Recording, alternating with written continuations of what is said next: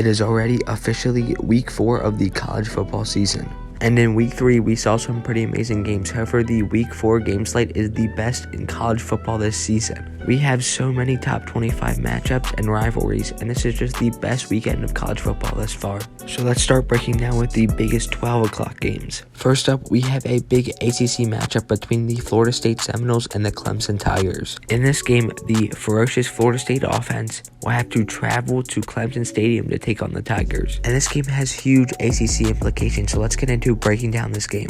First off, let's start with that Florida State offense. Florida State has one of the best offenses in college football this year, led by their star quarterback Jordan Travis. This season, he has thrown for 729 yards, 8 touchdowns, and 1 interception. And Clemson's quarterback Cade Klubnik has close to the same stats as he has 693 yards, 8 touchdowns, and 2 interceptions. And then both of these schools have 2 really good running backs, with the Clemson Tigers having Will Shipley and the Florida State Seminoles having Benson. In this game, both of the offenses are pretty well matched. Both offenses average over 450 yards a game. However, what makes the biggest difference is the defenses. Florida State's defense is averaging over 390 yards allowed, while Clemson's is just under 260. So it seems that Clemson should win this game. However, I think that is not the case, as I think that the Florida Seminoles will go into Clemson Stadium and win this game 24-21.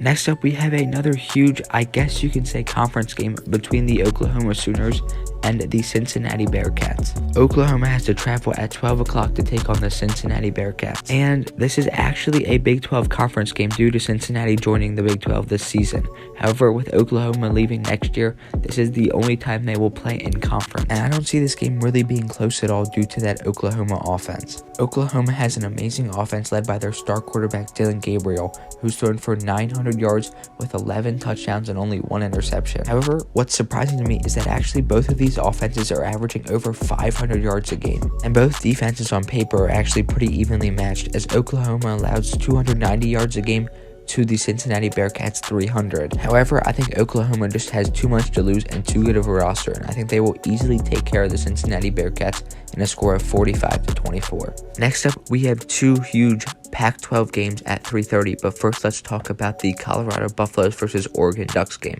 The Colorado Buffaloes, led under the head coach Deion Sanders, will have to travel to Oregon to take on the Oregon Ducks. This game has huge Pac-12 implications, as both of these teams are 3-0 heading into the matchup. However, the odds makers are not really giving Colorado a chance in this game, and I don't really understand why, because they have one of the best offenses in the entire country, led by their star quarterback Shedeur Sanders. This season, Sanders has thrown for 1,251 yards with 10 touchdowns and only 1 interception. The Colorado Buffaloes have one of the best receivers in the entire nation with Xavier Weaver, who has caught just under 400 yards and 2 touchdowns this season. However, Oregon also has a very potent offense, as Bo Nix has just thrown for under 900 yards and 8 touchdowns this season with 0 interceptions. And they also have one of the best running backs in the entire nation with Irving. This season, he has rushed for 216 yards and 3 touchdowns thus far. And on paper, this game just really isn't close, as Oregon is averaging just under 600 yards a game, while the Colorado Buffaloes are averaging just under 500. However, the defenses is what makes the biggest difference. Oregon has a stacked defense from top to bottom, starting with their front 7, and they are allowing just 285 yards of offense a game, while Colorado's defense has looked shaky through the first 3 weeks, as they are allowing 460 yards a game. But we must remember who these teams are playing, as Oregon had easy competition in the first 3 weeks,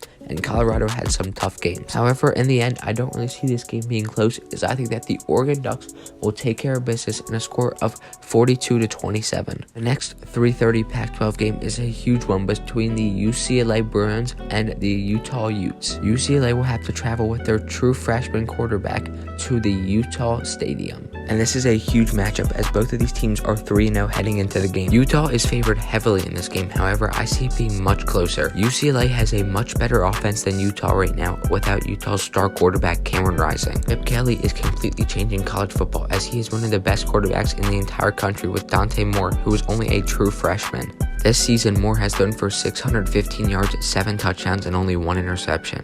While Utah's starting quarterback heading into this matchup has only thrown for 281 yards and 1 touchdown. Heading into this matchup, UCLA's offense is definitely much better than the Utes, as they are averaging over 100 yards more on offense this season. And surprisingly, Utah always has a good defense, but surprisingly, UCLA is having a pretty good defense this season too, as right now on paper, these defenses are about the same. Both defenses are allowing a little bit just over 270 yards a game this season, and that means that this game is going to be extremely close. I think if Cameron Rising does return in this game, Utah will win. However, if he does not, I think that UCLA will win. So based on not knowing if Cameron Rising will be playing, I am taking the UCLA Bruins to win this game in a close one of a 24-21 score. Next up, we have a huge SEC matchup between the Alabama Crimson Tide and the Ole Miss Rebels. Both of these teams are ranked inside the top 25. However, the Alabama Crimson Tide need to bounce back after an awful 2 weeks. In week number 2 of college football, they lost a heartbreaker to Texas, and last week they looked completely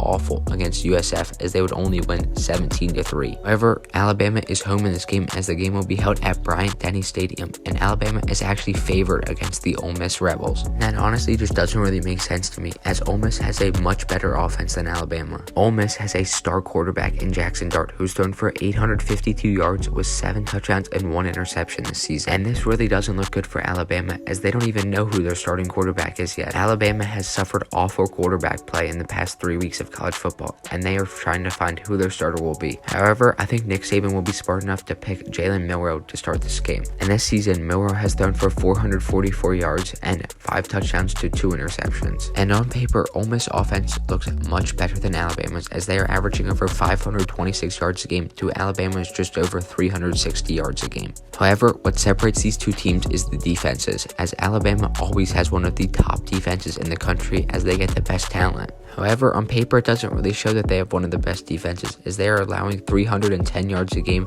to Ole Miss's 350. However, what I think makes the biggest difference in this game is that Alabama is playing at home, and they have their star head coach in Nick Saban. And I think that there is no way that Alabama loses 2 straight home games at Bryant-Denny Stadium.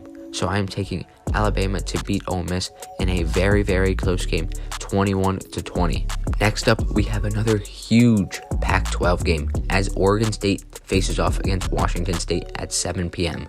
In this game, Oregon State is heavily favored. However, both of these offenses are extremely good and led by star quarterbacks. Everybody knows Oregon State's star quarterback, DJ Uiagalelei, who traveled from Clemson. He transferred last season, and this season he has thrown for 630 yards with 6 touchdowns and 2 interceptions. However, many people probably don't know about Washington State's star quarterback, Cameron Ward, who's thrown for 986 yards with 9 touchdowns and 0 interceptions this season. And both of these offenses are extremely similar, as both of them are averaging over 460 yards a game this season. However, like in most cases, the defenses is what separates these two teams. Oregon State has one of the best defenses in the entire nation, as they have one of the top front sevens. Oregon State this season is only allowing 260 yards a game compared to Washington State's 360. And I think this is honestly what makes the difference in this game. And I am taking Oregon State and their veteran leadership to win this game against Washington State in a score of 28-24. And then we have the 2 biggest games of college football week number 4, and first I will start by talking about Iowa versus Penn State. This is the whiteout game for Penn State, and I'm actually going to this game. And as we all know, this is a huge Big Ten conference game between 2 powerhouse Big Ten programs that are both 3-0 this season. However, Penn State is heavily favored going into this game, and it is due to their electrifying offense. They are led by their 5-star quarterback, Drew Aller, who's thrown for 700 yards this season with 4 touchdowns and 0 interceptions in his entire career. They also have a crazy 2-headed monster running back room with Katron Allen and Nicholas Singleton. Both of these players rushed for over 1,000 yards last season as true freshmen, and both of them look extremely amazing in the first 3 weeks of college football this season. And the offenses is honestly what separates these two teams this year. Penn State's offense is averaging 460 yards a game this season, while Iowa's is only averaging just over 300. And to go along with this lopsided stat, Penn State also has one of the best defenses in the entire nation. Penn State has a bona fide start on each level of the defense, starting with their D-end Chop Robinson to their linebacker Abdul Carter and their star cornerback Kellen King. And I think with Penn State's loaded defense and their loaded offense, and this game being at home for the whiteout game, I think Penn State will take care of business against Iowa. I think this game won't really be close, so I'm taking a weird score and a 31-16 win. for the Penn State Nittany Lions. And then we have reached the best game of college football week number 4 between the Notre Dame Fighting Irish and the Ohio State Buckeyes. Both of these teams are undefeated, as Ohio State has to travel to Notre Dame Stadium to take on the Fighting Irish. And Ohio State is actually favored in this game despite having a worse offense than Notre Dame. Notre Dame is led by their star transfer quarterback Sam Hartman, who has thrown for over 1,000 yards this season with 13 touchdowns and 0 interceptions, compared to Ohio State's quarterback, who has thrown for 815 yards with 6 touchdowns and 1 interception. However, what makes the difference on the offensive side of the ball is the running game, as Notre Dame has one of the best running backs in the nation with Audric Estime.